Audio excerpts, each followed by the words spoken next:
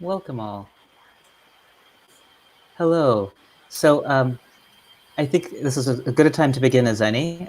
First, I'll introduce myself. My name is Boris Dralyuk. I'm the executive editor of the Los Angeles Review of Books, and we're here for the second entry in an exciting series called the LAYKA Lens series, programmed by the fine people to the side of the screen, and organized by Yiddishkayt, an organization about which we'll learn a little bit more from its director. So let me introduce our presenters and our discussants. First is up is Hoberman, who needs very little introduction. Jim has been a cultural critic and a film critic for many decades, writing for The Village Voice, where he was the senior film critic until 2012. He has taught cinema since 1990 at Cooper Union and is the author of a great many books, many of which are relevant to the topics at hand today, the last of which is Make My Day, Movie Culture in the Age of Reagan. And we'll be talking to him about the filmic aspects of this, but also the cultural aspects of this film. Next, after that, I'll introduce Karen. Karen Zumhagen-Yekplé is assistant professor in English and faculty affiliate in the Stone Center for Latin American Studies and the Program for Gender Studies at Tulane University. She works at the intersection of philosophy and literature, and specifically comparative modernisms. She's the author of Different Order of Difficulty, Reading 20th Century Literature After Wittgenstein, and is the co-editor of Wittgenstein and Modernism. And she's currently working on a book called Grace and Disgrace. And she's joining us from New Orleans, which is highly relevant. Last but not least is Robbie Peckerar, who holds a PhD in comparative literature from the University of California at Berkeley, who taught for a number of years in the Germanic Studies Department at Boulder, University of Colorado, and who now heads Yiddishkayt, the organization that has made this screening possible. He continues to write on mostly Yiddish topics and translates from Yiddish into English and continues to program series like this. So today we're going to discuss a film that I've now seen 4 or 5 times because the screening has been delayed a couple of times, called Panic in the Streets. Each time I get more panicked than the last. It's really a striking piece of cinema. And before we get into the discussion of the making of this film, I'd like to ask Jim, who is largely responsible for this selection, to tell us why he chose it for this particular series, and also to reflect on what I noticed each time I watched the film, the echoes of the first film in this series, Nosferatu, a classic of German cinema from the early 20s, the echoes of the symbolism as well as the technical echoes of that film in what we see before us in 1950, shot by Elia Kazan. Well, I first became seriously interested in this film as an example of American Cold War cinema. And I should say that I had been interested in it before because I saw it at a 16-millimeter print at summer camp, probably when I was 11 or 12 years old. And I never forgot it. It stuck with me. And so I then revisited it when I was working on a book on Cold War cinema and was particularly interested in Kazan, and thought that this film was a kind of underappreciated or under-recognized example of a characteristic strain of American cinema in the late 40s, early 50s. I also taught it once in conjunction with Albert Camus' The Plague, and thought that it was kind of the plague the movie of the plague in an alternate universe, because there had been an attempt to make a film of the plague, which was published in the United States in 1948. And of course, it had been a huge bestseller in France, but also very widely discussed and written about in the U.S., but Camus backed out of the deal. He thought it would be bad for his. The idea of MGM making a movie about this, no, he didn't want to do that. And then the project bounced around for a while, and it ultimately got made in a completely different sense with a different title, and it wasn't based on him. But Kazan's film opened at exactly the same time that The Plague would have opened. Mm-hmm. And so I think that there's that aspect of it too, and that's something that I would be happy to get into, because I think that in some respects these two texts are very similar, and in other respects they're completely opposite. And in that sense, they're both highly relevant to what we have going on around us at the present moment. That's right. I think there's no question about that. So let's start picking apart the film's relevance. So first, maybe Robbie can speak a little bit about the nature of the series and the relevance of this film to its original intent.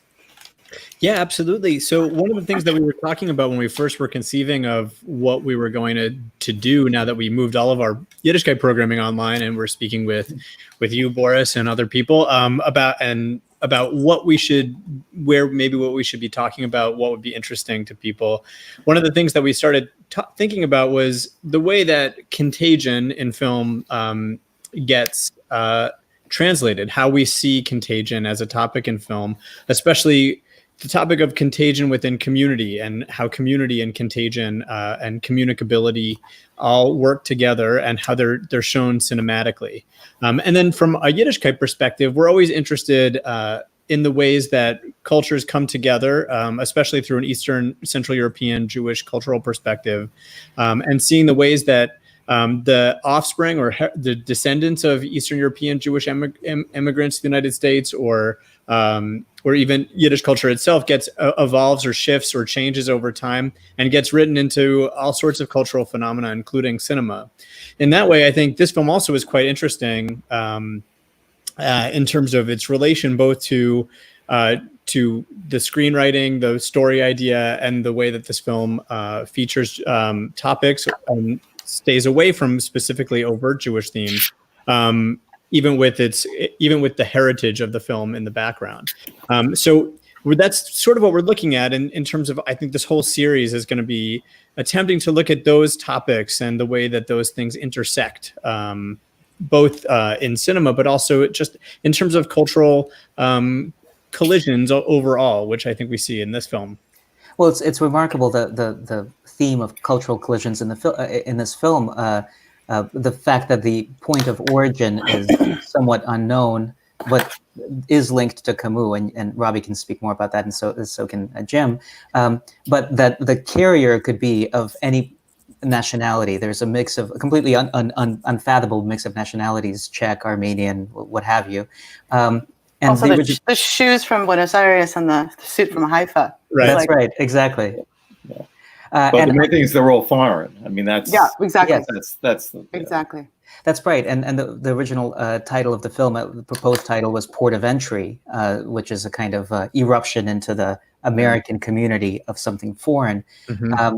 But there's that great exchange too that I noticed on my second viewing, where Widmark, the person tasked with stamping out this plague, confronts someone who tells him that this is a threat to the community. What are you thinking? This is a threat to our community.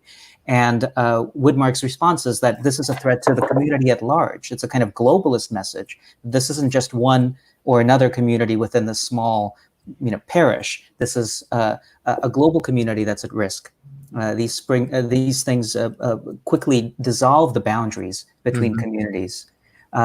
So maybe Jim can reflect on that, and then after Jim speaks about that, I'd like to ask Karen about the nature of the community in New Orleans and how it's reflected in this film. Mm-hmm. Yeah. Well, I realized that Dr. Reed, and of course he shares a name with one of the most famous military scientists, in American history, Walter Reed,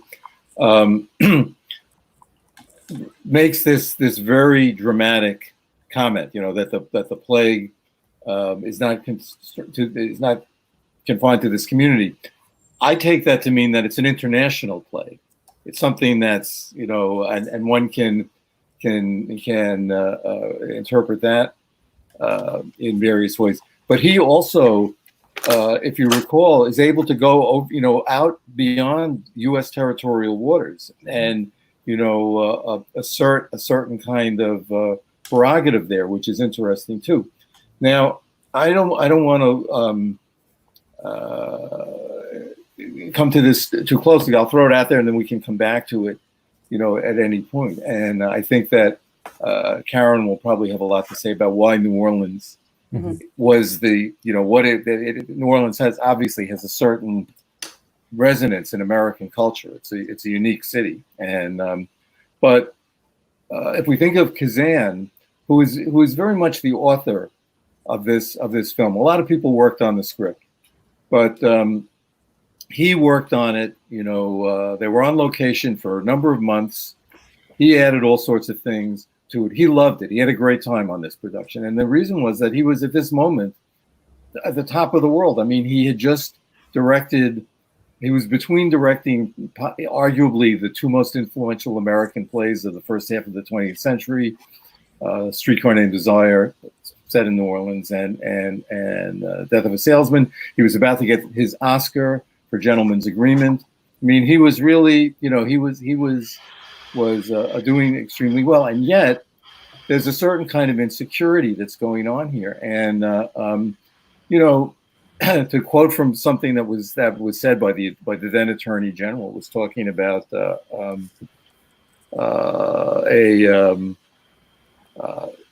a threat which was actually termed a contagion or epidemic that was threatening the United States, and this was international communism, and there were rules that were going to go into effect to curtail immigrants and communists.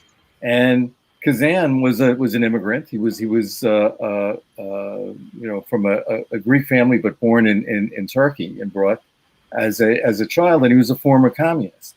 So in a way, he's making this movie, which it seems to be in some sense about eradicating or controlling people like himself. And I think that gives the movie, you know, like a lot of a real tension that, you know, we can play then later. You know, the conflict between the Dr. Reed and the tough cop and the media, all of which, again, I mean, are amazingly topical if you think about them. But you know, I would always come back to the idea that this is something that's brought to America by foreigners. You know, you can call it the plague, or you can call it the the Kung flu. I mean, you know, I mean, but that's where it comes from, and that's the community. I mean, because he says that, but does he really care that you know, that this epidemic had already broken out, presumably in the Balkans or wherever, you know, that boat came from? No, that's right, and that's precisely the tension, as you say, that enlivens this picture, that brings such continued relevance and life to it. And another element that brings life to it is the fact that it was shot on location, which was is still to this day a thrill to see New Orleans depicted in such a dynamic way. But something tells me not in the most representative way. So what I'd like to ask Karen about is just that. I remember, just to share my own private story with Panic in the Streets, long before I saw the movie, I read Walker Percy's The Moviegoer, and it's one of the films referenced in The Moviegoer as giving a kind of certification to a place that you know, you can be living anywhere, any places, anywhere, until you see it on the screen. And when you see it depicted on the screen, it gives it more reality than reality itself. So is that the experience you had, Karen? Yeah, so I think I wanted to start like adding different prefaces to all of these comments. But one thing I'm thinking is, in terms of community, in some ways there's a real specificity to the, you know, the tracking shot that roll the credits with Bourbon Street and all these recognizable, either still there or gone establishments. And where they seem to be is largely, Reed and his wife live what looks like the Garden District or Uptown or Carrollton or something like this, which is outside of the quarter. The rest of this film is shot mostly, I guess, Lafayette Park, but mostly it's the quarter and the docks.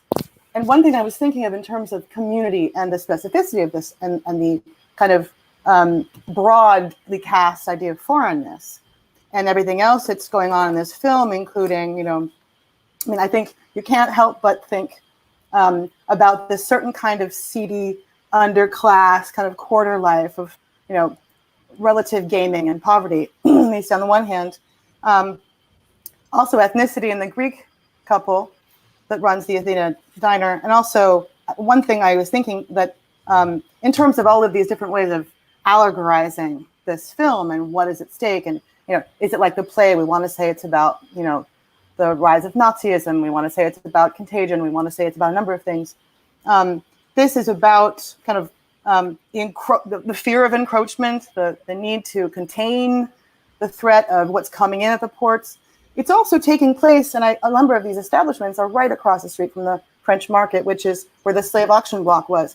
So you also have to say, how does race, which I think is hardly, as you're saying, Robbie, hardly represented in any in-your-face way, and the whole idea of immigration and the breaking through of borders, that's a question I think is worth looking at beyond there's the absence of race or the absence of anti-Semitism or the absence of xenophobia that's going on here. And the other thing I was thinking of in terms of New Orleans, we have a few different communities, I think. And one thing that I found really interesting, not just about the different estates of the press and the police and the mayor and the public health bureaucrat, was also there is this whole domestic narrative that goes on with Balgedes and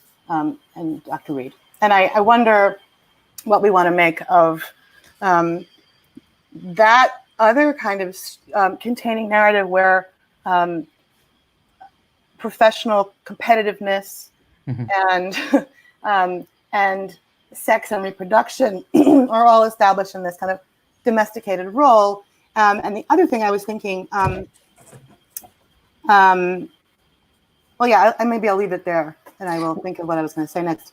Well, it's what you bring up there is something that kept occurring to me as I watched the constant competition between the two men about salaries and the respect that they are accorded. And there is the conversations between the wife and husband also are profoundly economic about the possibilities of building a career, and that seems to me another not absent but present in a subtext element of leftism, perhaps considerations of why something like communism might have an appeal, why people might have a desire to shift away from the American system. That's somehow embedded in this script without being explicitly stated. And maybe that is, as Jim suggests, Kazan wrestling with himself, wrestling with this idea that had such appeal for him at some point. I was just gonna, sorry. Yeah, sorry. I just wanted to actually, this may not be what you were gonna say, but I wanted to connect it up with Camus in some loose way, or go toward answering this question by looking at Camus, in that one thing that does strike me about that particular kind of Americana narrative that frames it with this couple is how this film really holds to some kind of a resolution, a narrative resolution. And I think, thinking in terms of just existentialism broadly, and what is left, what strings are left untied, and other ways of treating these issues, there really are none, except that they're going to have a little sibling for Tommy. Is it Tommy? So that's another thing that might not be getting at this, but I did want to talk about that too, the fact that we're really given this enclosure. Well, Yeah. it doubles down on his role as a father. I mean, his relationship with his son is, I think, in the movie more important ultimately than his relationship with his wife. I mean, that he's a father. You know, nobody else in the movie, as far as I know, can say that. And then at the end of the movie, he's going to be a father again. But I think that the underlying issue of you know, what is the state to do? Because of course, you know, this is coming out of, I mean, in the 1940s, the United States was had a pretty formidable state apparatus itself. I mean, that, you know, thanks to the New Deal and so on. And so Kazan was sort of talking, he gave this long interview. And also, I'm glad you, I mean, you know, Camus is also an anti-communist and an immigrant, in a sense, to France. I mean, that's another, I'm sorry, a former communist and an immigrant to, but he gives this long interview with a French film critic, Michel Simon, who right away goes to the to Camus, to the plague. I mean, immediately, that's what he wants to talk about. Kazan doesn't want to talk about that at all. He won't even admit that he's ever read it or heard about it or so on. He talks about this, but he sees this as a kind of allegory. He says, well, you know, the cop was a Republican, and the doctor was a New Dealer, and they had to work this out. You know what I mean? He's looking at a way to like make a kind of political allegory out of it. Then he says, you know, given my background, that's how we used to think of things. You know, everything has a political outcome. Of course, it's still how he thinks about things. But that resolution that Karen refers to, the fact that at the very end, you know, the Republican is literally softened by the presence of this New Dealer. You know, what are you so tough about? What are you getting so tough about? I guess nothing.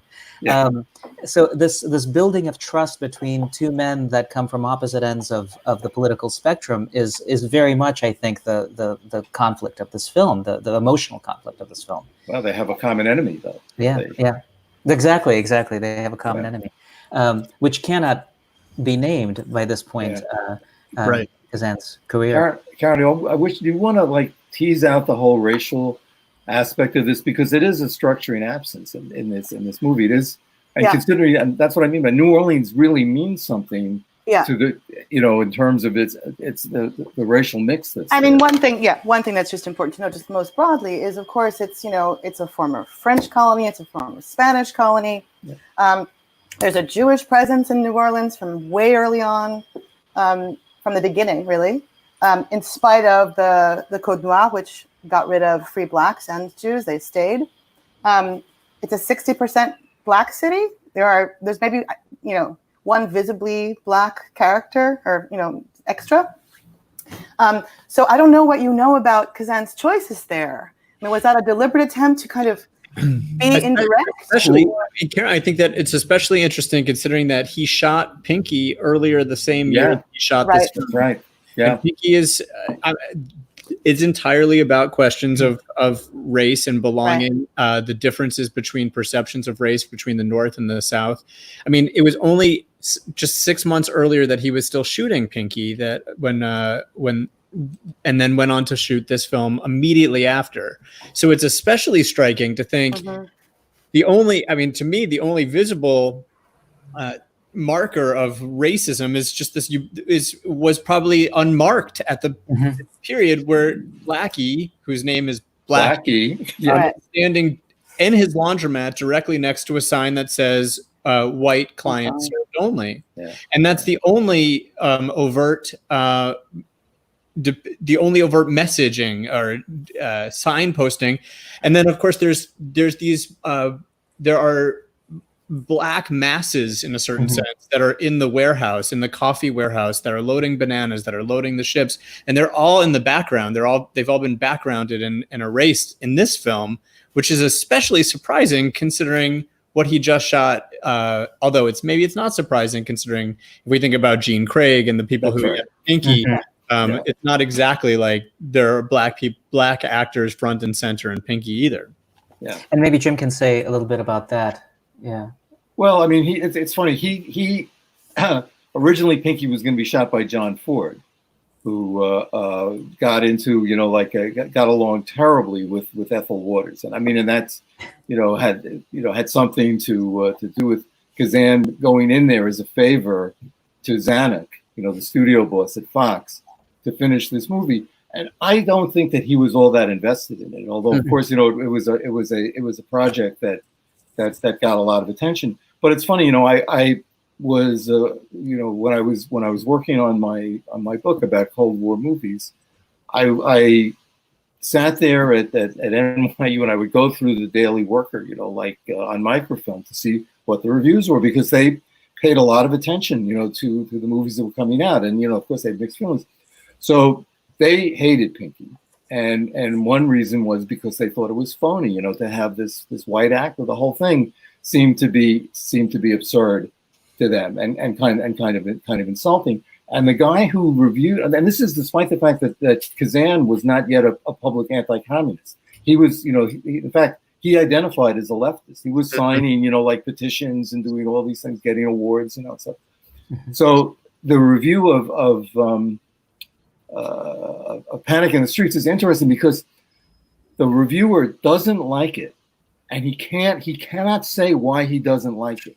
He cannot say why he doesn't like it, but he hints at certain things. And one of the things he brings up Pinkie, and I think that one of the ways that this movie was sold was as an example of American neorealism.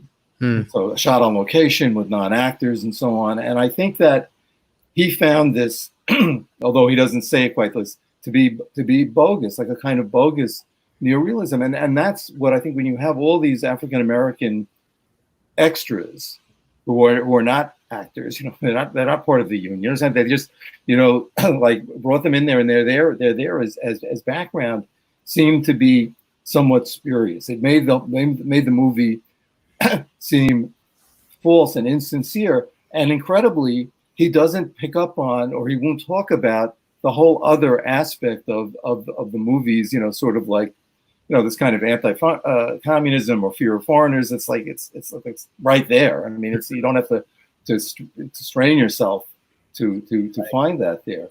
But he picks up on the racial thing. Yeah. And there's a good question that touches on what you're saying in our live comments from one of our audience members.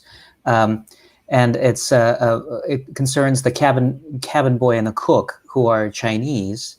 And they barely noticed that Dr. Reed speaks Chinese. And they are very, very cooperative, cheerfully cooperative. Our viewer describes them as being cooperative. So maybe you could talk a little bit about that. The depictions of that, I think, highlight, if nothing else, the absence of the other.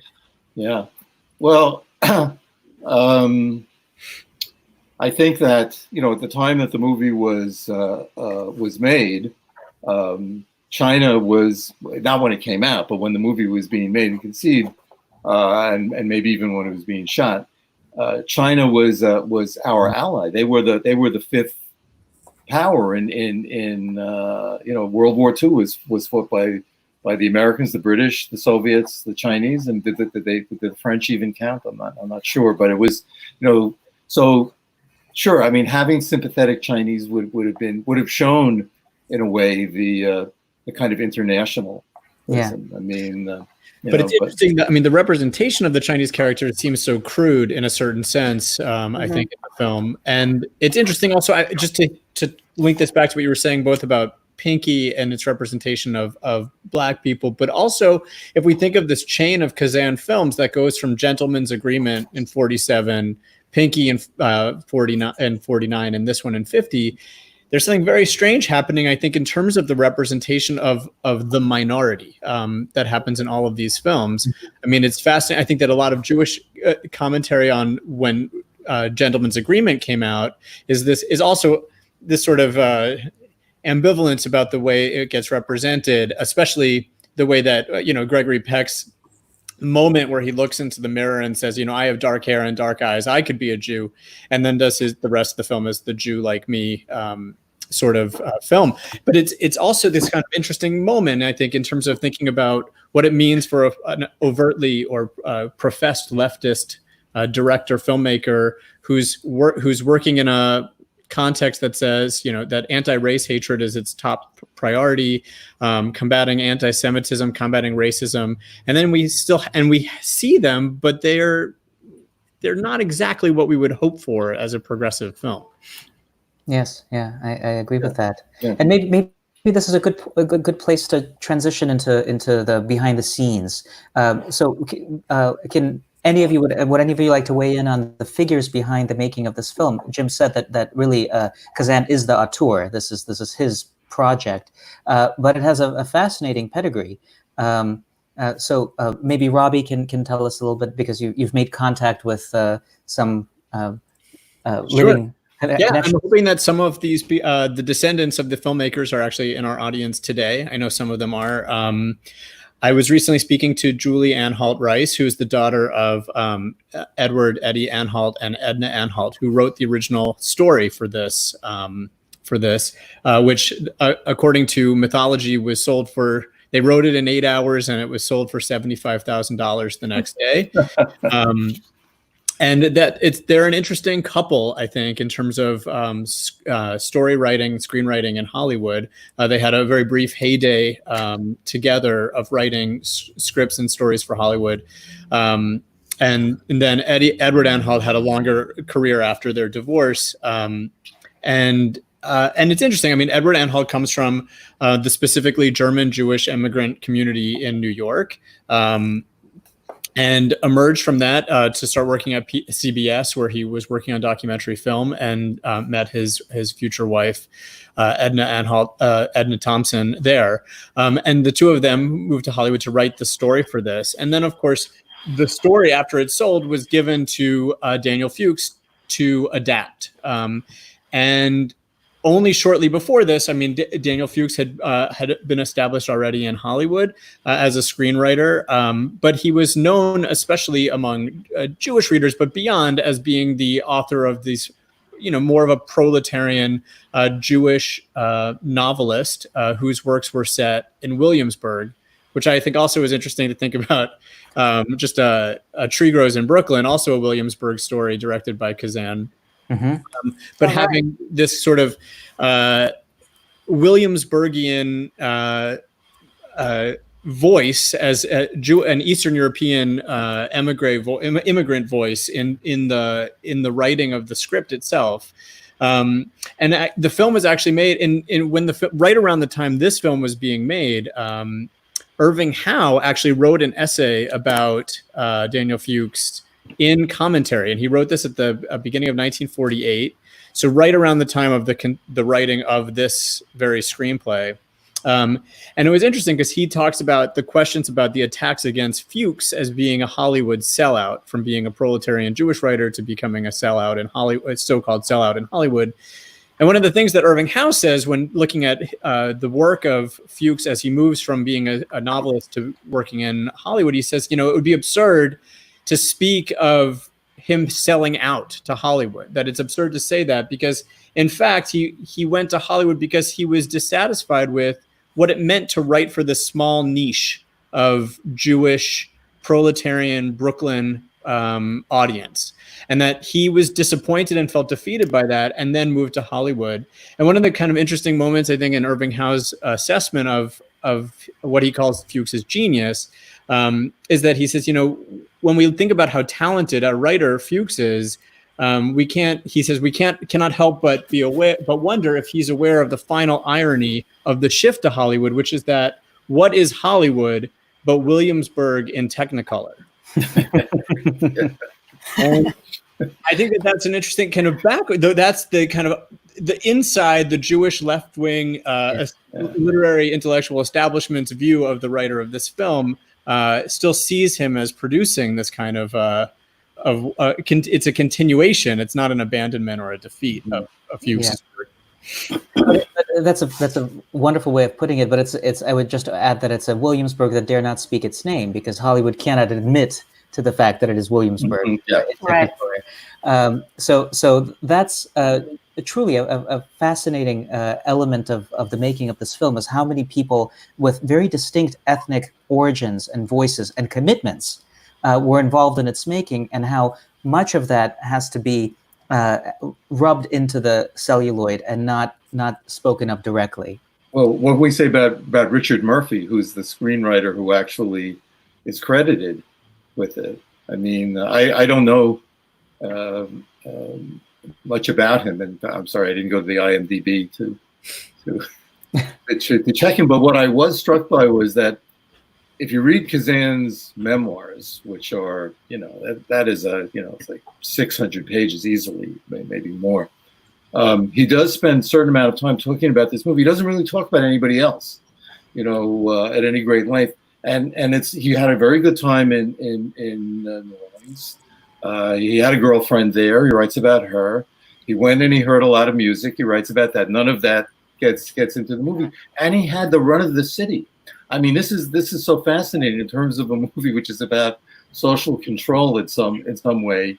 I mean, they were the mayor, everybody, he could do whatever he wanted and film wherever he wanted and so on. So that's his sense of it, and I don't know whether, that the exact changes, he says that he made changes, he worked on the script. I mean, it would be interesting to know exactly what they were, but he's not interested in the other cooks, really. Yes. So before we transition to some more political questions, and perhaps bring in one of the family members of one of the people involved, I'd like to ask a little bit about issues that we see on the screen that we referred to earlier that are directly relevant to what we're seeing today, what we're experiencing today in the political climate here, and that is I can't quite figure out what the position of the filmmakers is in regard to the press. And the balance between interests of public health and interests of our eternal freedoms.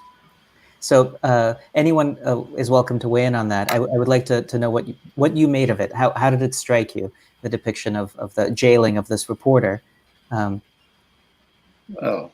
think it's very authoritarian, actually. I mean, to want to control the press like that. I mean, the fact that, that he knows, I mean, first of all, he knows more than anybody, Richard Widmark. I mean, nobody can, I mean, he's not just the guy who is tasked with defeating the plague. He's the only one who recognizes it. He has to persuade these other, like that cop, to go along with it. The politicians are pretty craven also. So, yeah, I mean, I would say that if I were to take it personally as a former member of the press, that it's a terrible, portrait, and very unfair, But what it's really saying is that information belongs to authority. That's and, right. There's something that occurred to me. Of course, a journalist is one of the heroes in Camus, but Camus was a journalist himself, so. But one of the things that struck me rereading the plague for this was that a certain newspaper comes out, like a special plague paper comes out, which is devoted to it lives off of advertisements for spurious cures for the plague, and all it does is sort of run like crazy stories that people might want to hear. I mean, it's useless as information. It's just completely a profit-making thing. But I don't feel like they're attacking the press for sensationalizing this. I think that they, are attacking the press for wanting to get, the press feels like the public has a right to know what's going on, and they don't think so. That's right. And it's actually a moment of bonding between the officials. Yes, that's right. Yeah. Well, at one point, Neff says, I represent the public. And one of the things that I thought was a lot of the kind of snares they get into come from a kind of standoff of withholding. So nobody has the real information. So therefore, because Blackie doesn't have the information, he's chasing down Poldy so he can get whatever crumb they're looking for unaccountably. He doesn't know why. Nobody knows why. So then Rita gets ill and dies because she doesn't know to tell the truth, because they don't say. They say, I'll give you $50 if you meet me in this cafe. And so there's it's a strange relationship with authority and publicity. And in fact, it seems to me that, I mean, you can argue with me, I might be wrong. The press is what we really need in this film. Because there's a real containment of everything and a mystery that actually thwarts them at every turn, it seems to me.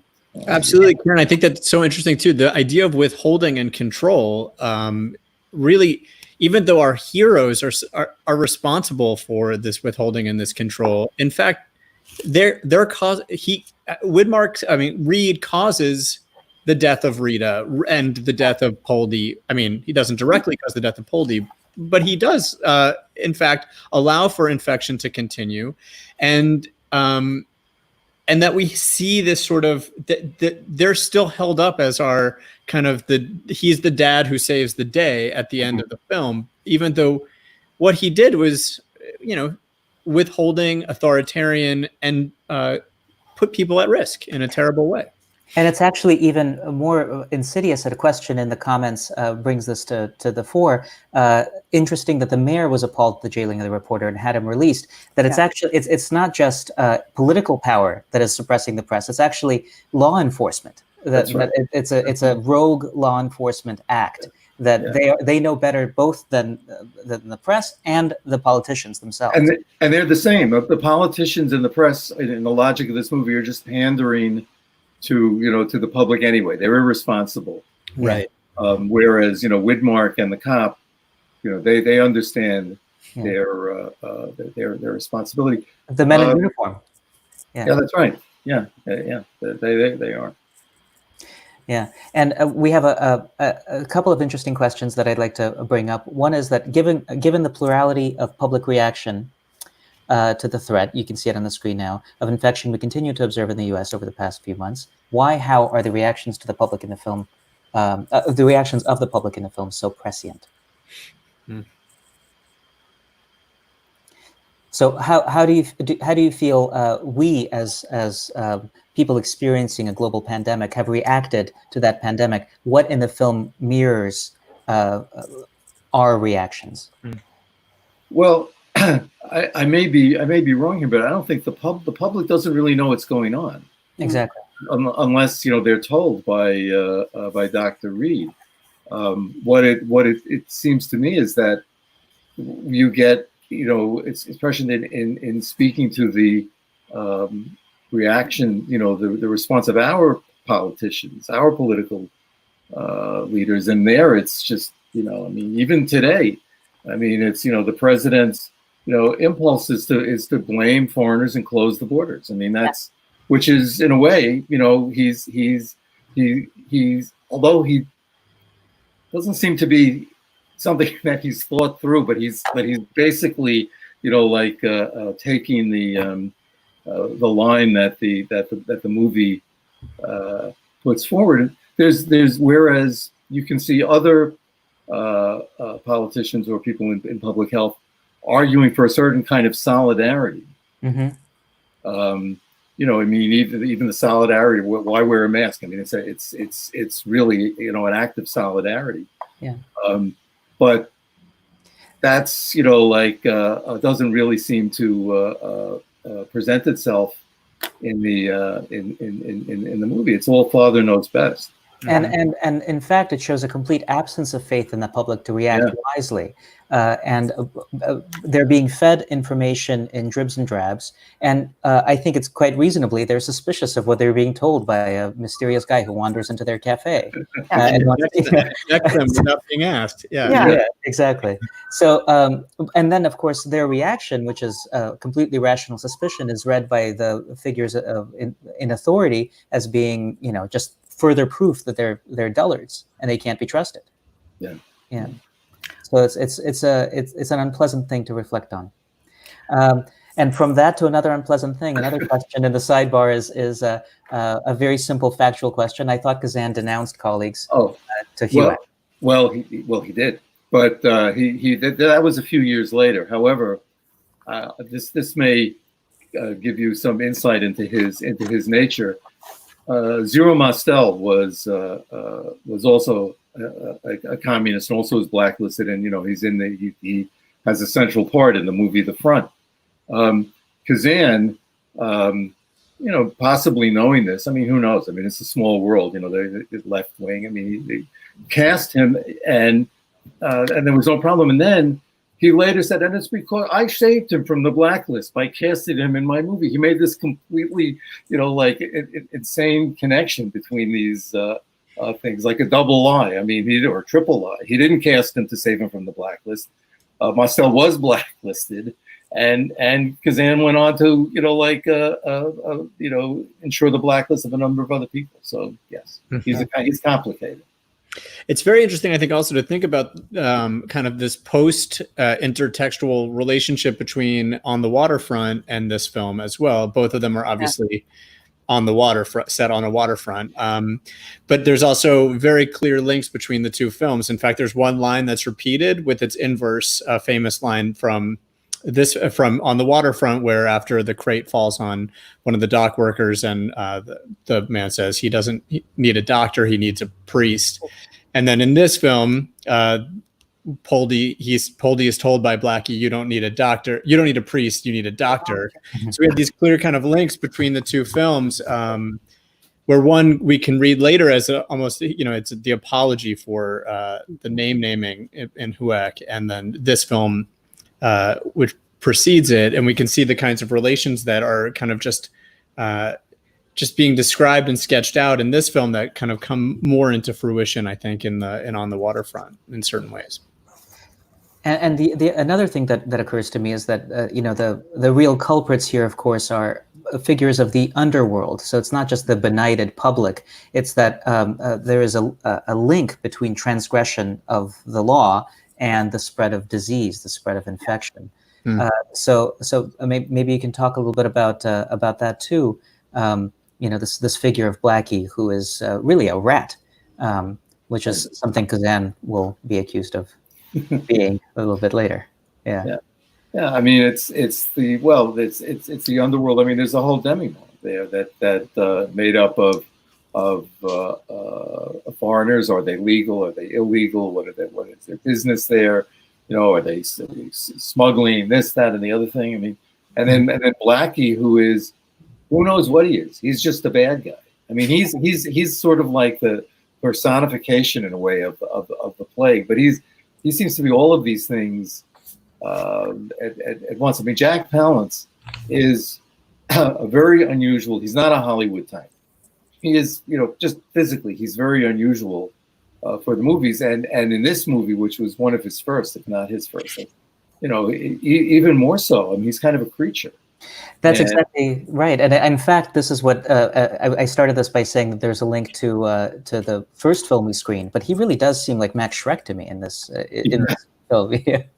He's this lanky, gangly, nefarious, undying creature that just keeps plugging along and doing evil things. Yeah, like the plague itself. It's just, I mean, that's a very strong ending. Oh yeah, absolutely. Dramatic review, but. No, it is it is an amazing link back to Nosferatu, just the transformation of the bad guy into a full-fledged rat. Yeah, and seeing the way he's, and then he's halted by the rat preventing guards on the rope. And that's an amazing visual transformation of when the Nosferatu, where we see him become a rat or transform into rats, and then see this film where he is just a human rat. He is an enormous rat.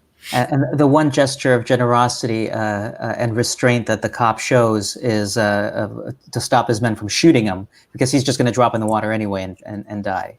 And also the other dynamic with the law is that there is transgression from beyond the thin blue line, and then there is transgression behind it. That in fact, owning that badge gives the captain license to do just about anything he wants, including keep stolen goods. Yeah, and Dr. Reed feels that way also when he goes to that ship beyond the territorial waters. I mean, he has, he goes there, shows them a badge. That's right. Right.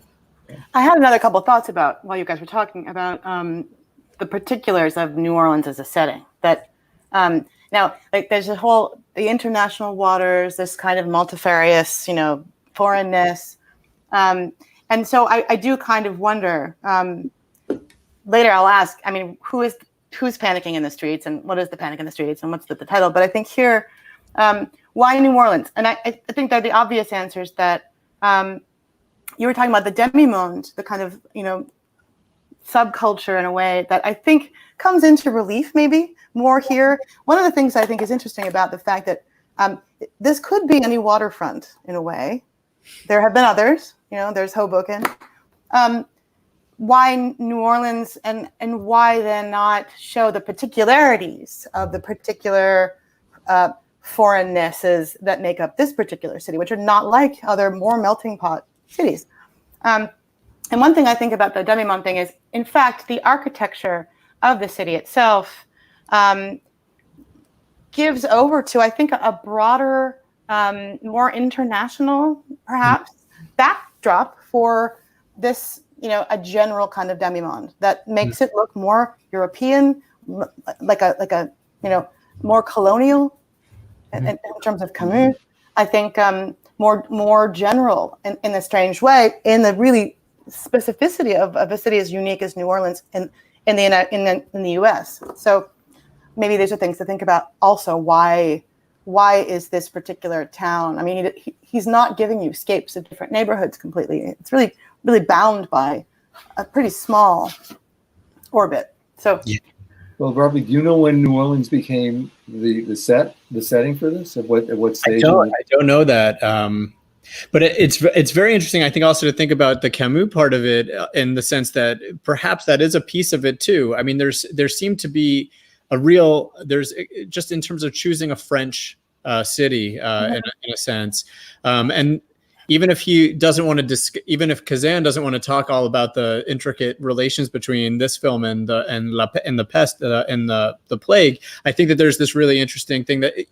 Because even the plague in this film starts in Oran. That's the point. That's the point where Kochak boards the boat is in Oran. He brings the plague from Oran, exactly as in Camus' plague, onto this boat, and then comes to New Orleans. There's a clear line that links the Camus text to a former French city that is outside of metropolitan France. And having New Orleans there, but I don't know when they thought of using. I would be very surprised. I don't think that can be a coincidence. No way. You don't just choose Oran. Yeah. Yes.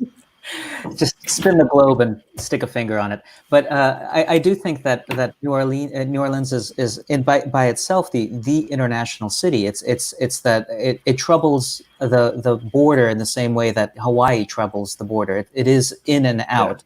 And that makes it a perfect point of entry for an infection. It's the weak chink in the armor. I mean, and. No, and you're right. It was a slave port as well as a port of entry for immigrants later. I mean, that's it was the biggest slave market in the country. So So what is Jib? Can you tell us a little bit about the afterlife of this film? What's the history of its reception? So we know a little bit about how it was received at the time. Is it still counted a noir classic? Is it now just kind of lumped? Yeah. Well, I think that it was well received at the time. I think that it was complete in terms of Kazan's work. It was completely overshadowed by On the Waterfront.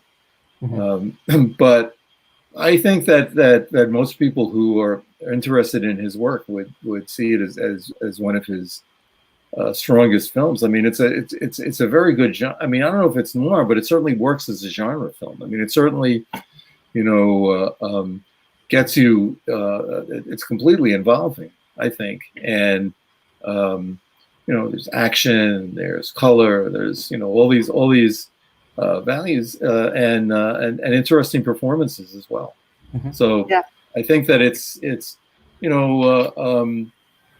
funny, Kazan's, the movie that he really wanted to make after this was Viva Zapata. That was and that's his, and that to me is just like this overblown. I mean, that's kind of a mess. Whereas there are other movies, like I sort of link this with Wild River, which is another movie of his, which does not have, a lot of, and that's very local also. It's about the Tennessee Valley Authority. I mean, it's set in the 30s. It has a lot of terrific actors in it, and a very strong. I mean, a similar story also with Montgomery Clift is this government guy who has to talk them into abandoning the town so the dam can be built and so on. It's not so dissimilar. It's also kind of his version of a New Deal movie, and I think that there's for me it's a significant film that Kazan made, and he claims that he became a filmmaker with this film. It obviously meant a lot to him. And the location, I think, would have a great deal to do with that. That's right. Is the film that immediately follows this Streetcar Named Desire? Is that, or it's just... Yes. Yeah. Yeah. And then I think Zapata, although he has to make his expiation film, but that was probably later. The one about the traveling circus in Eastern Europe. And, I think that's the way it goes. Now Streetcar and then on the waterfront and then Zapata. Now I'll ask some of our viewers if there are any other questions. This would be a good time to pose them so I could share them with our panelists. And while we wait, I'll just ask Jim, who is in. There was a question about. Oh, yes, Karen. There was a question about Redfield. So we're on deviant characters, or whether or not he was representative of some kind of pedophile, and I was wondering what people thought about. That's a good question. Moving from even the kind of figures of fun that the Chinese characters become, is then, we come around at the end to Redfield again, who's like usurper and moral conscience and maybe creepy dude. So that's one of the questions that I can't forget now. Is he supposed to be a pedophile? Is the question. Yes, this is the neighbor, the Reed's neighbor. Oh, the pedophile. Yeah, Redfield. Yeah. Yeah. I think that Olga is right. I mean, that it's just reinforces, Dr. Reed as a maybe it's an inoculation. Who knows? That. Well, I do think the usurper is right. Karen, you said usurper, right? I think. Yeah. Yeah, and that really is. He's another kind of infection. He tries to worm his way into the nucleus of this family, and give necessary advice. Don't leave the wood out. It'll get warped in the rain. Right. Little does he know what this father actually went through to protect his son. That's right. Everyone involved. Right. So he's a figure of ridicule as another ignorant member of the public. Yeah. But there's also, not to be heavy-handed about it, but there also is this way that what Jim called the father knows best kind of ideology that undergirds Reed's character. I mean, he is being juxtaposed with all these other men. So there's this sort of idealized masculinity or fatherhood that Widmark comes to reflect in the film, as opposed to the other characters. So where he's put up against the Paul Douglas character, Paul Douglas doesn't have children, and he's not the head of a household in the way that that Reed is. We have this idealized father upholding patriarchy, upholding what it means to be a man, and you have these other competing men who show their faces, like the artist painter neighbor, who is this worming figure, worming his way into the family, who is just brushed aside. And I think that that's a piece of it. It's establishing him as this perfect American father, but it's very I don't know. It's complicated, because I think that he's not, like Karen pointed out, he allows death to happen. He's withholding. He's authoritarian. He's not a great hero. Well, Widmark is somewhat cast against type in this, because I think that his big role before this was as the psychopath in I don't know. It's a cop film. It might have been directed by Jules Dassin. That's right. Where he pushes the old. I mean, he plays he scared people. Kiss of death. Yes, he pushes the old lady down the stairs in her wheelchair. I mean, and he was giggling. I mean, he's like, Yes. he's much scarier than Blackie. And then after this, talk about Waterfront movies. He is the good bad guy or the bad good guy in Pickup on South Street, which is a wonderful, the best New York City movie ever shot in Los Angeles, in my opinion. And he's great in that, and he's still, so it's a funny. I would like to know how this choice came about. If he was under contract to Fox, and it just was part of the deal. I mean, I don't know, but it is funny to see him playing this kind of straight out. And he's so hostile. Oh yeah. Also, I mean, he's very aggressive. That's right. Well, Widmark had that double edge to him. Yeah. Even when you hear him on the radio in the old radio plays, he can unleash that giggle, and it's it's awful. So this is a fairly good time to wrap up. We have 2 final questions, and after that, I'll ask Robbie to say a little bit more about the series and to close us out and give us a way forward.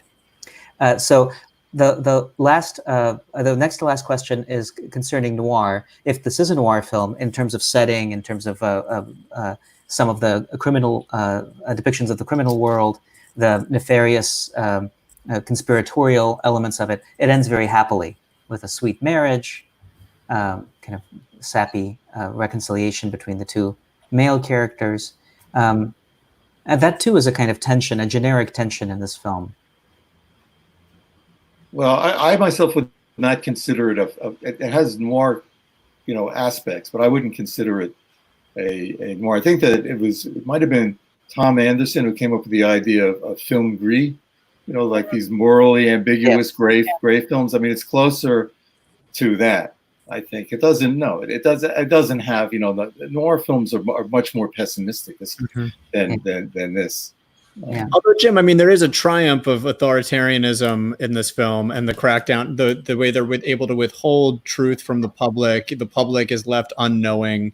There is a sort of a sinister undercurrent in the sappy victory at the end. But it's flipped in the sense that it's the typical conclusion of a noir film is fate, or some mysterious force will put its finger on you. In this case, we see the mysterious force, and it's celebrating. Yeah. Well, a noir equivalent to this, if you've ever seen the original DOA. Oh yeah. I mean, which is made around the same time, and is also kind of a movie about like a dead man walking, he's been poisoned, so it's not the same thing as the plague, but that to me is a much, that's a much purer example of film noir. And the final question, there is a technical question about whether this film is available streaming, and it is available streaming on many services, Amazon, YouTube, and there is even a free link on archive.org in very bad resolution if you want to find it.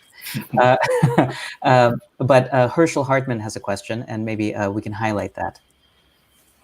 Was the final chase segment preceded in other films, or was it created as an original in this one? Well, I'm not sure ending a movie with the chase goes back to, the Stone Age of films. I mean, if you're talking about this specific thing through the wharf and with Blackie, like going under and over and climbing up ropes, I don't know. I mean, it's maybe it's been done before, but this certainly is was a great example of it. Mm-hmm. Certainly, him crawling along the water just beneath the surface of the road. It's very effective. Yeah, I mean, I think that's I think that belongs to this movie, and the rat motif. Mm-hmm. All right, very good. And now Robbie can close us out with some concluding thoughts and words about the series. So thank you all for joining us and joining Yiddishkayt and the Los Angeles Review of Books for taking part in our discussion. We're hoping to bring more of these once a month to everybody with a variety of different films and topics and people speaking from various perspectives on all of these different films. And as long as we're in lockdown or quarantine, we're hoping to always bring a film a month to people. And that's part of our mission at Yiddishkayt to look at various cultures together through a particular through our unique lens of looking at it through this particular lens of cultural fusion of Eastern European and Central European cultural heritage in this way.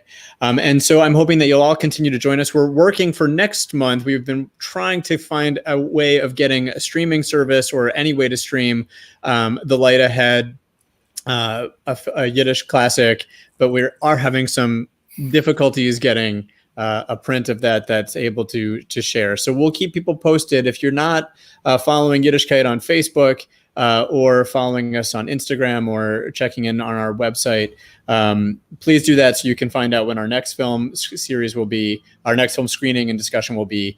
We're hoping to let people know about that in the next couple of weeks. So we'll know, so we'll find a time and a place for us all to meet back together and have another chat. Yeah. And I, for one, think that there is light ahead at the end of the tunnel. So we'll find a way where there's a will.